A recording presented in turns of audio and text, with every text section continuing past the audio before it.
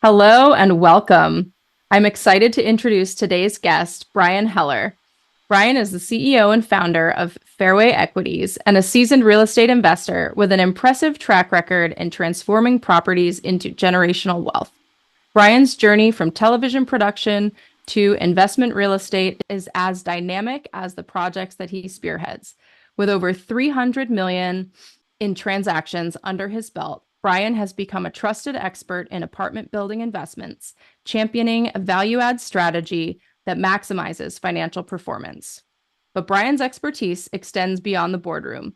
As a world traveler, golf enthusiast, classic rock aficionado, and a foodie, he brings a diverse perspective to both his personal and professional endeavors. Join us as we dive into Brian's insights on real estate investing, his journey from television to property transformation, and how his multifaceted interests shape his approach to life and business. Brian, thank you for joining us today. Thanks for having me. It's great to be here. Why don't we start out with a brief background on how you kind of made that transition from TV producer and into real estate, and then we'll go from there. Absolutely. So I went to USC and got a degree in cinema television, which was a fantastic experience, and ultimately worked in the entertainment industry for around 10 years. I produced on shows like Survivor, The Bachelor, Ripley's Believe It or Not, a bunch of home and garden shows, and a bunch of other dating shows and stuff that we won't name here today, but I'm sure you've seen. But overall, really great experience. I got to travel the world. Lived in China for 3 months, Palau for 3 months. I've blown up mountains. I've had the opportunity to do some really incredible things and work with some incredible people over that time period. But all the time that I was sort of working in entertainment, I never really felt like I was building anything, and that over time really started to eat away with me. When you work in entertainment, oftentimes you're working, and then as soon as the show's done, you go on unemployment, and you're always kind of looking for that next gig, and so it can really burn you out. And so after doing it for 10 years, I also sort of realized that as I was getting older and older, raising a family, missing weddings of best friends and events, and never being able to plan vacations, I didn't think that a career in entertainment was going to be sustainable long term. So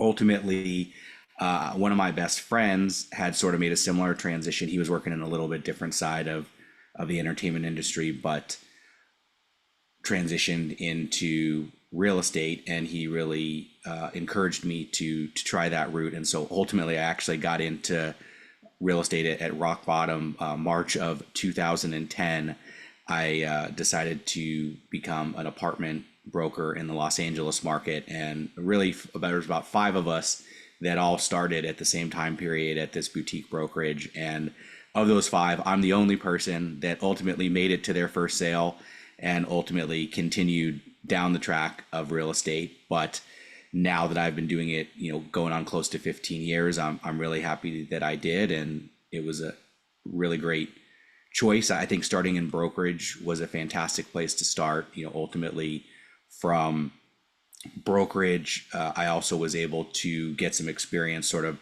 asset managing and as an on-site manager, because in California, if you have over 16 units, you need to have an on-site manager. So my wife and I, for one of my clients on the apartment brokerage side, he had a 30-unit building just off the Sunset Strip.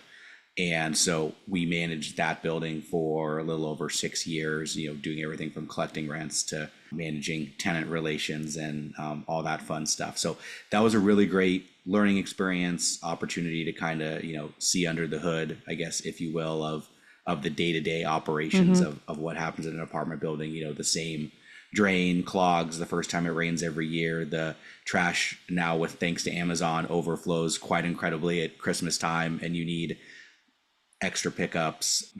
The gardeners don't show up and tenants start complaining and all that fun stuff, and the laundry machines go down, and the world has ended, right? So but you got 30 plus lives that you're kind of helping out with, and lots of responsibility. So great opportunity there. But really over time, I recognized on the brokerage side, watching my clients, it was great collecting commission checks for the brokerage, but ultimately, watching them do syndications and build their portfolios and drastically improve the values of these properties over the course of 3, 5, and 7 years really motivated me to want to get from the brokerage side over to the principal side of things. And so I decided to make that transition, but it also, for me, involved a move because the Los Angeles market is incredibly expensive and very difficult to break into unless you have an incredible amount of capital.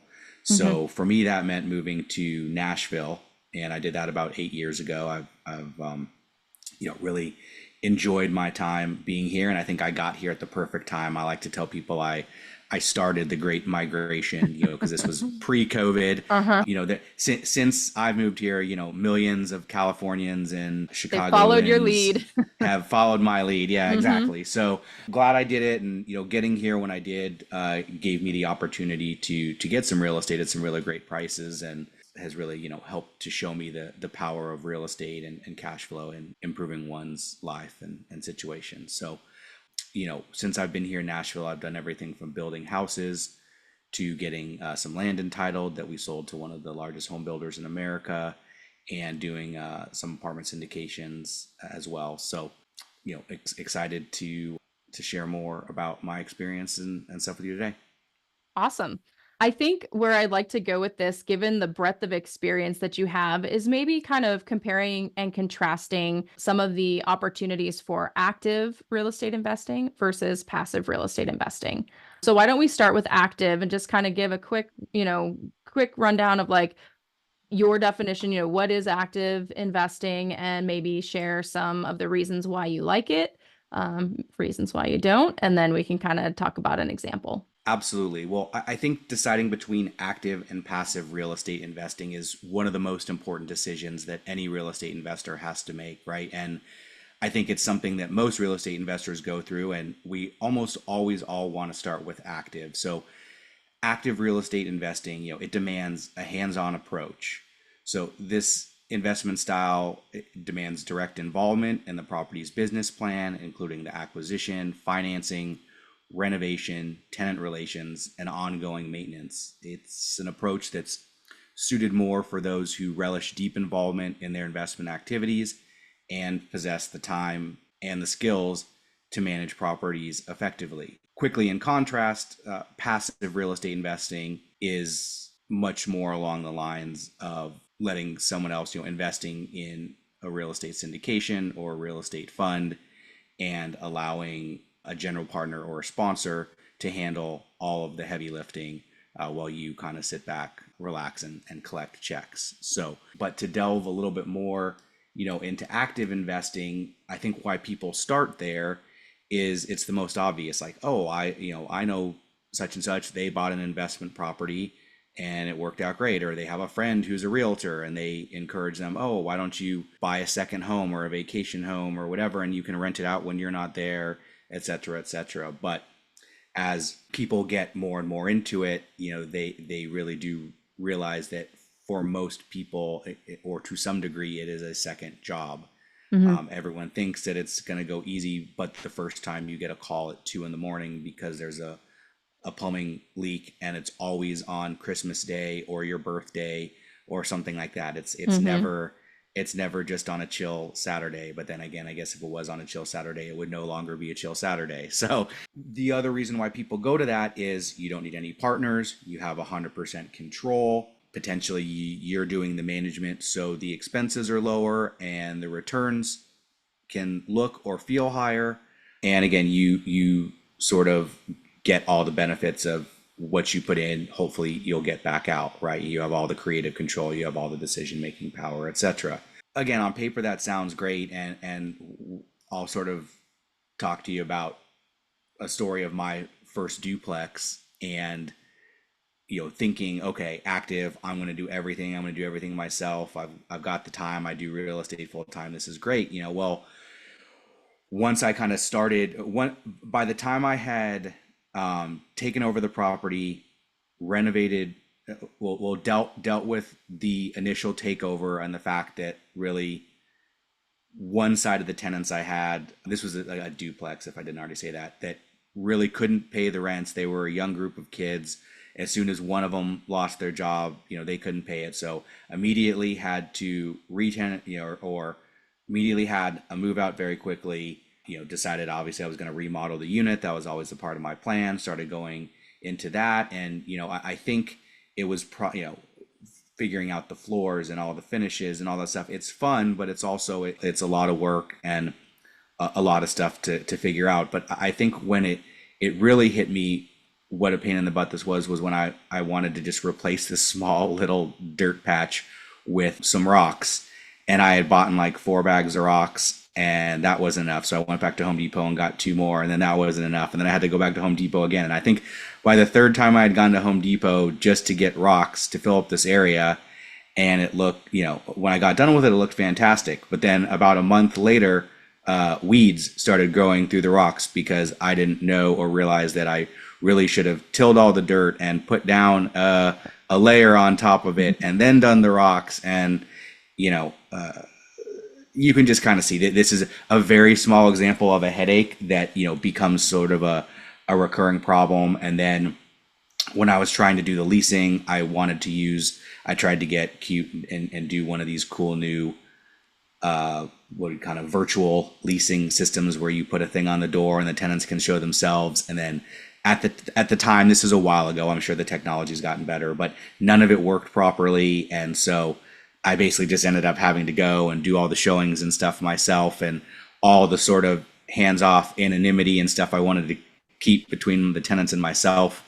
Out the window. Yep. Out the window. Yeah. So ultimately, after that, I realized for me, and again, with my busy schedule, I could only imagine if, you're a W-2 or somebody who's, an entrepreneur running a full-time business or a busy listing agent, you wouldn't want to be dealing with all this stuff on the side. And so even for myself, someone who's doing real estate full-time, I decided to hire a property manager just to really get it stabilized and help me to continue the operations.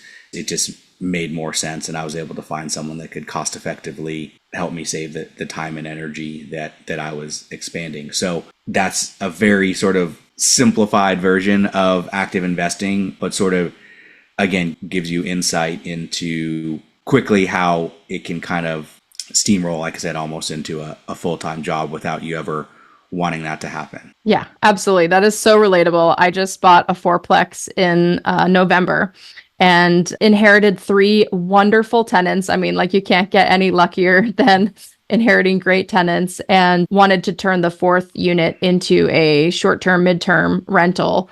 And so, exactly like you talked about, by the time I picked out what all the furniture was going to be and got the whole thing furnished and, got all the updates done and then started listing it. And then it was taking a lot longer than I thought it was going to find a renter. So I switched from midterm to short term, and, it was just like one thing after another. I finally get that stabilized. One of the units has an issue with a possum living in the air vent. That's a new one. Wow. And, which then that snowballs into like, okay, well, we hired Terminex, got the possum captured and taken away. Then they got to fill all these holes that it dug all around the foundation. We get all that sealed up. Now there's fleas in the apartment because there was an animal living, in the vents. The air vents are torn. Now I got to get an HVAC company to come in and fix the interior, like the actual vent itself. It's like nonstop. So it is not for the faint of heart. But like you said, some of the pros are that you are in control of things a little bit more. And if you have the flexibility in your schedule to be able to deal with those things, there can be some value in that, but it is a ton of work. So yeah, don't let anybody fool you. Active investing is not for the faint of heart, but there are some great opportunities out there. I have a few friends that like self-manage some Airbnbs, and they're doing very well. And I think the key to make a lot of those things work is having certain like systems and processes in place, and having like an amazing team of cleaners and, the maintenance guys and, all of that you can really lean heavily on to kind of be an extension of you. But yeah, I appreciate you sharing that story. Definitely incredibly relatable. So now let's switch gears and look at the other side of things, talk a little bit about passive investing. So can you give us a few examples or share some pros and cons that you have experienced with passive investing, and maybe share an example as well? Yeah, absolutely. Real quick, let's point out one other thing. If you are just investing in a single family home as well, as soon as it's vacant, you have no income coming in. That's another big thing that people don't think of. So you want to make sure you have Yeah, reserves and plans for that, because, very quickly, 1 or 2 months of vacancy will then, eat up 5 or 6 months sometimes of cash flow, right? So that's absolutely. another really big thing, is after you've done all this really hard work, you can watch your profits, shall we say, go away very quickly. So Yeah, that excellent being point. said, conversely, to active investing, passive investing provides a more hands-off experience, right? By investing in a real estate syndication or fund, individuals can sit back, relax, collect checks, while the general partner or sponsor manages and delegates the hundreds of tasks that are required to successfully execute a real estate investment business plan. This option can prove to be appealing to investors seeking a more streamlined approach that doesn't necessitate an extensive commitment of time and effort. It can also allow you to diversify into potentially more markets, more product types, because usually if someone's going to actively invest, they're going to buy something sort of in their backyard, right? Whereas if you're doing a syndication or a fund, you can partner with experts and people that have boots on the ground in a number of different markets, or potentially have expertise in a few different styles of real estate, whether it be multifamily and self-storage. You mentioned Airbnbs. Hmm.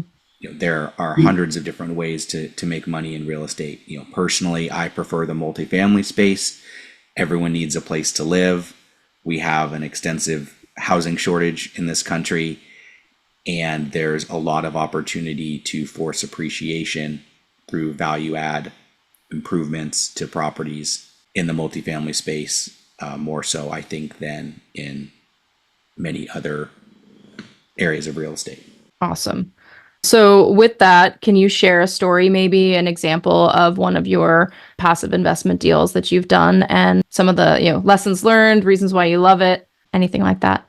Absolutely, yeah. So we purchased 24 units in Gallatin, which is a B plus class suburb of Nashville, in 2019, and we ultimately decided to sell that property in 2022.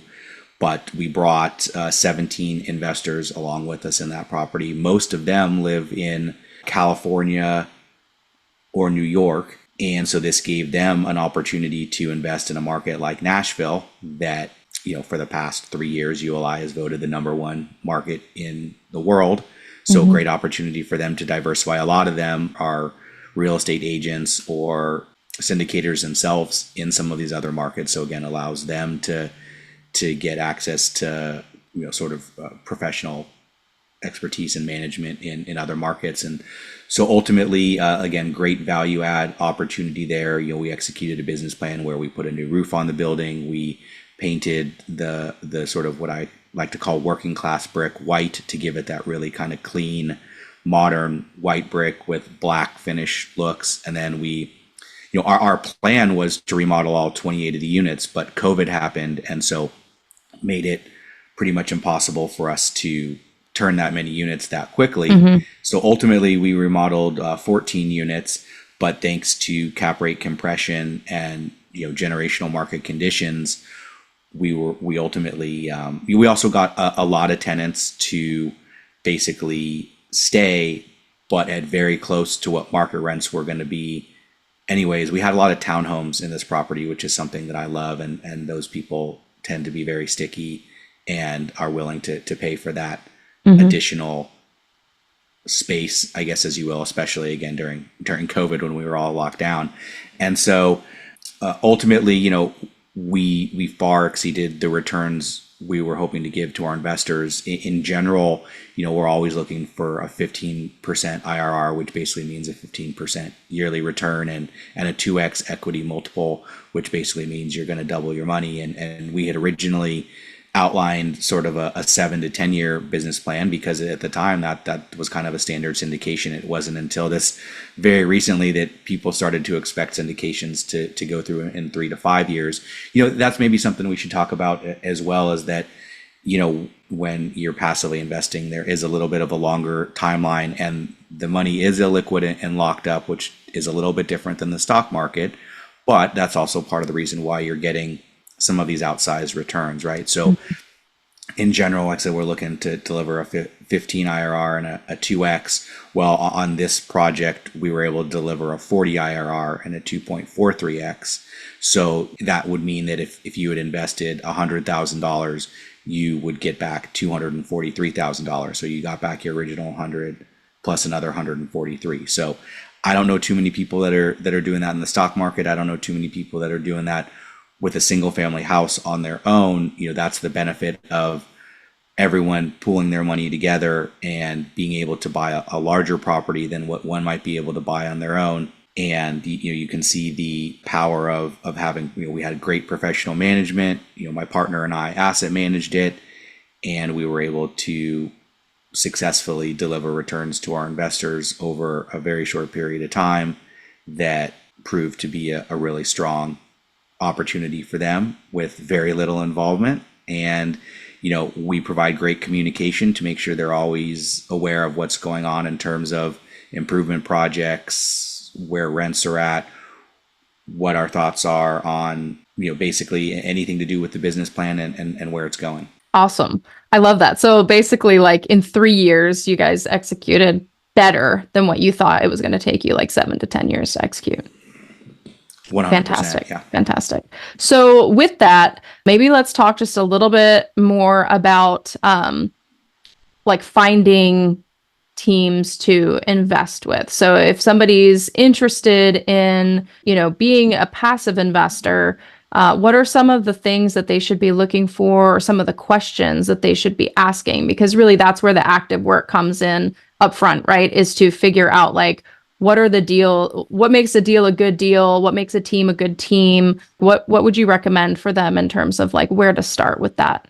Well, you certainly need to be careful out there, right? And it's not even as easy. I know even saying track record would be the number one thing to look for, but as I think a lot of people have seen over the last 6 to 8 months, there's a lot of people with really great track records that got over their skis, that used floating rate debt, that are now in a lot of trouble. And so even though on paper it looks great that they've got thousands of units and all of that stuff, that doesn't always mean that's the best case. I think I would probably say certainly obviously track record is important, but you want to have someone that I think you personally know, like, and trust. I think you want to see that they have skin in the game for that particular investment. I think you want to have a high degree of feeling really good about the market that you're going into and the product type that you're going into.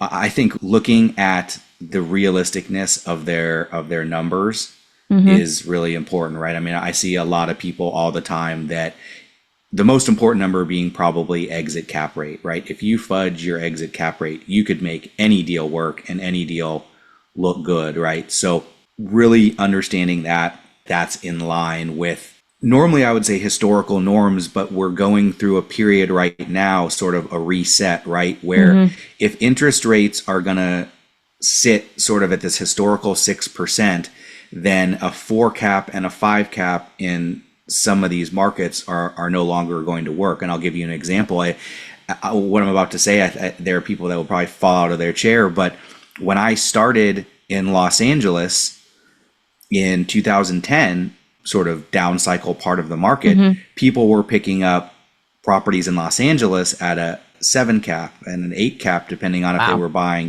some of these, 1900 singles buildings, in rougher parts of town. I mean, the first building I sold was, just straight scary, not thinking back on it now.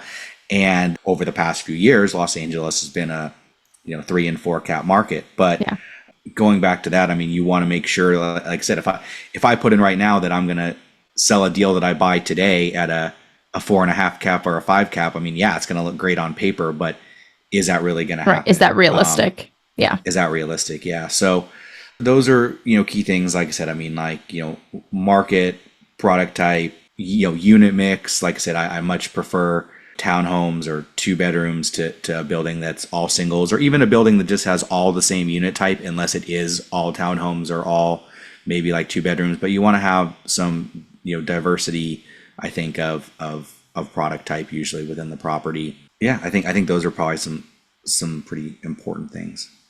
Okay, awesome. Thank you for that. I think that's a great place for people to start. I also wanted to talk a little bit about maybe some special characteristics or programs, things that are out there for specifically talking about entrepreneurs or real estate professionals who maybe can leverage this type of investing to their advantage. Sorry, I don't specific programs or I don't. Or things that are advantageous to them, like the way that they can use bonus depreciation or Gotcha. using rep status or anything like that. Like, what are some of the unique characteristics that might be available to, that they can take advantage of? Well, I think what's most important for most people that are outside, the W-2 world, and this is really, where I come from and what I've experienced having worked in real estate and entertainment, two areas where you don't get retirement sort of, for lack of better terms, planned for you. Hmm. It's really important to build secondary streams of cash flow and investments, I think, outside of just the stock market. I just don't think that in today's day and age, unless you are picking the exact right stocks, if you can buy Tesla at the IPO, or if you can, if you bought Apple, certain very specific stocks, your portfolio can do really good. But if you're just kind of doing the traditional thing, you're still looking at about 8%, and then you're going to pay your tax advisor on top of that, and you're going to pay taxes on top of that. Well, with real estate, you have the opportunity to build, a lot of people have dubbed sort of a conveyor belt model, right? And so if you can be disciplined and you can say, take, call it 25, 50, $100,000 a year and put it into a deal. And, so then let's just say every 5 years, it doubles. But then while they're holding it, you're getting, say, 8% preferred return as cash flow. Then ultimately over time, if you can build that up, continually reinvesting the funds, then ultimately, you can easily build a portfolio into the millions of dollars that then with the 8% can generate, call it $10,000 or more in passive cash flow per month, that for most people can replace their income. And then that's ultimately how you build financial freedom, or it certainly will help to alleviate the idea that sort of all of your income is coming from the basket of your business or your real estate brokerage, or whatever. And so that's something that I really try and tell and really preach to my clients, how important that is. And I realize it's very disciplined and very difficult, but what I see a lot of people do is continually reinvesting the money back into their business, and that's great. But then it's just building the same basket or nest egg bigger and bigger and bigger without having sort of any sort of diversity. And so then if they ever want to step out of it, or they ever want to do it, do anything different, then it becomes very difficult. So if the people that I see that are in general, have multiple streams, whether that's from multiple businesses or multiple investments, tend to have the most freedom and opportunity to do what they want with their time. Yeah, that's such a great point. I'm thinking one of my recent guests, Whitney McNair, mentioned something similar. She's a broker and real estate investor, realtor, and she talked about this struggle that for a lot of folks in the real estate industry in particular, where you don't have that employer match in most cases to sort of like build up a traditional 401k.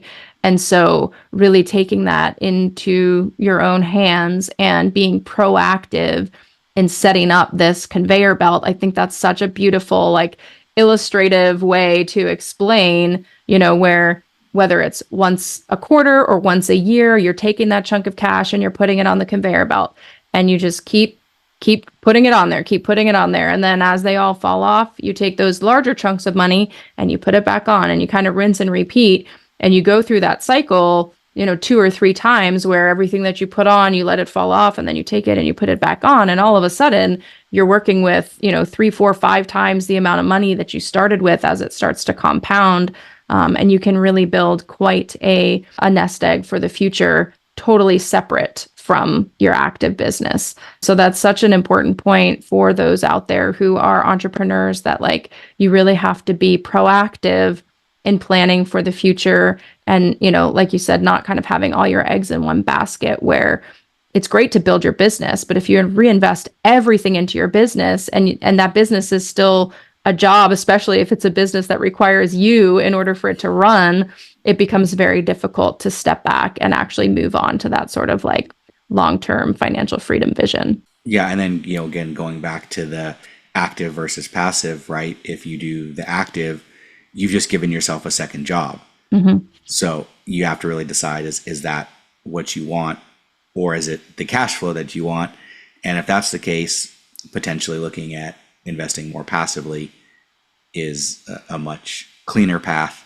And I'd love to save a lot of people the 2 years of pain and struggle and just get them straight to the part that makes everyone's lives easier. Awesome. Yeah. Definitely a lot of lessons learned with active investing that, unless somebody truly wants to go all in on being a, active investor full on, like it's not really great as a side gig. Passive investing is a lot smoother. Along those lines, let's talk a little bit more about being a limited partner. So we kind of talked about sort of those first steps. What are some questions that people can ask? But can you dig a little deeper on like what does it actually look like to be a limited partner, and what should people expect if they want to go down that path? Yeah, so being a limited partner investor, in essence, you don't really have any voting rights. Certainly you're going to be involved in any communication, and if there's a major decision, usually like a refinance or a sell, I would hope that the general partner or sponsor would bring that to your attention and at least get everyone's opinions. But for the most part, you're just, if you think of a great way to think of a syndication is kind of just like an airplane, right? So the pilot is the general partner and the sponsor, and you got ground control and the stewardesses and all that team. They're running the flight, but you as a passenger, you've just purchased a ticket, right? And so ultimately, you're along for the ride, but you get the same benefit of getting from point A to point B and everything that offers. So you don't necessarily have the control. Your money is a liquid, but ultimately you get all of the benefits of professional management, expertise, not having to sign on the debt, and the opportunity to, like I said, get cash flow in between, benefit from refinancing events, and ultimately the sale event, and long term frees up your time and ability to do what you want. Yeah, I love to tell people it's like you're limited on both sides, right? So you have limited control, but you also have limited liability. And so the most that you have at risk in a deal is the capital that you put into it. So if you put in 50K, the most you could possibly lose if the deal completely goes belly up and falls apart is 50K. Whereas the general partners often are signing their own personal assets to back that loan, and they are risking significantly more, which is why it goes back to like if you do deals with people that like and trust, and that they're not going to sign on something they don't believe in, and that they're going to do everything in their power to make sure that that deal is a success, then that can give you a lot of confidence going forward and going into the deal. But yeah, so it works to your advantage on both sides. Limited responsibility, but also limited liability. Yeah, that's a great way to say it. Limited responsibility as well. Yes, 100%. That's definitely the most attractive part of it. So I'd love to hear more about how you balance your pursuit of financial freedom through real estate, but with your other commitments and responsibilities in your life. Okay. Say that again. Sure. Balancing the pursuit of financial freedom through real estate investing with some of the other commitments or responsibilities that you have in your life, or even just some of your passions, like you talked about loving food and traveling and all of that. Like how do you strike a balance? I think that's one thing that as entrepreneurs people often struggle with, is like finding quote unquote balance. Like what does balance mean to you, and how do you do that? Yeah, I mean, I think we all just do our best, right? I've got a 6-year-old. I mean, today she's home from school, for example. So sometimes you just gotta roll with the punches, right? But No, it's about, I think what's great about real estate is you can do it anytime and anywhere, and it gives you the opportunity to, to travel, to explore different markets, and to, learn about new places. And in doing so, you get to do all those other things, right? When you're there, you get to try the food, you get to, explore and learn about different cultures and all sorts of things like that. But overall, I think like anybody, we try to do our best, and that's all you can do. Love it. Yeah, I think that I like asking that question because I think people want like an easy answer, right? Like, oh, just do this. But like the reality is we're all just doing our best, right? Like you show up every day and you do what you need to do, and then you pack the fun in where you can and turn it all into an adventure. So as we wrap things up, what advice would you offer for someone who wants to get into real estate investing, maybe has been thinking about it for quite a while and feels maybe a little stuck because they know that there's all these different ways that they could go. There's these active opportunities, passive opportunities. What advice would you give them in terms of like how to actually step forward and like start taking action and get involved? Well, my first piece of advice to people, if you're young enough and excited about real estate, and maybe you're not married yet and don't have kids and you're not tied down, is to buy a duplex and to live on one side and to rent out the other side. I think that's a really great way. And if you are going to go active, that one, you're already living on site, so that helps a little bit. But that's a great way to build equity, to basically kind of get someone to help pay your mortgage. In theory, you might be able to almost live rent free. That's a great opportunity to kind of learn the ins and outs, maybe see what you like, what you don't like. If you do like active investing, who knows? Other than that, I think it's a matter of, like I said, really figuring out what strategy, whether that is active or passive, is going to work best for you. And if it is active, then again, digging deep, doing your research, and understanding that real estate is not as easy as you see on these HGTV shows. I think you see a lot of people, they make the flips and all this, stuff look so fun and so easy. But trust me, every time they put that math up there on the screen, I'm like, oh, well, they left out X, Y, and Z. So if I really do the math, I don't think they made a profit. So you got to take that into consideration. But I think the most important thing is everyone needs to recognize how important real estate is in a balanced portfolio.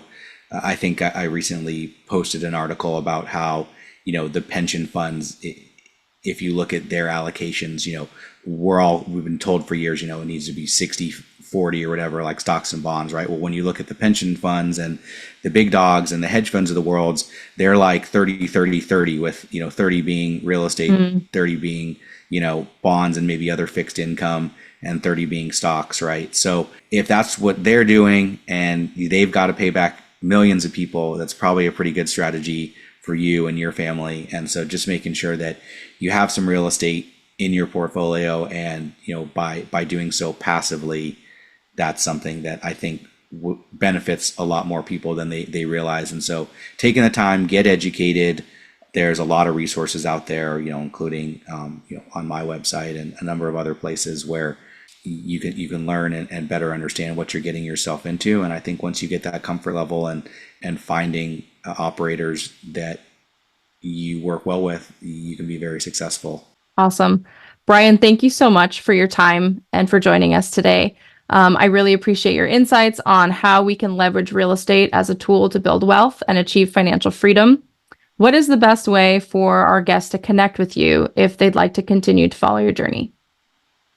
Absolutely. Yeah. The best way to get a hold of me is one, you can visit the website at www.fairwayequities.com, or you can reach out to me via email at brian@fairwayequities.com. I'm always happy to help and answer any questions you have, but I'd love for you to go to our website. We've got an ebook, we've got a passive investor checklist that you can download. And we'd love to get you into our ecosystem so we can help educate you and help you to passively invest in multifamily real estate to build that portfolio and hopefully become a millionaire alongside us. Awesome. Thanks, Brian. It sounds like you have some really great tools and resources available to help people get started. We'll definitely link to those things in the show notes as well, so they'll be available for easy access down below. And then quick thank you to our wonderful listeners for tuning into this episode and for being a part of this community. If you found value in this episode, please hit the subscribe button and leave us a review. Until next time, remember that your path to financial freedom and the life of your dreams is closer than you think. Take that first step and explore the possibilities. Stay tuned for more insightful episodes. And again, thanks for listening.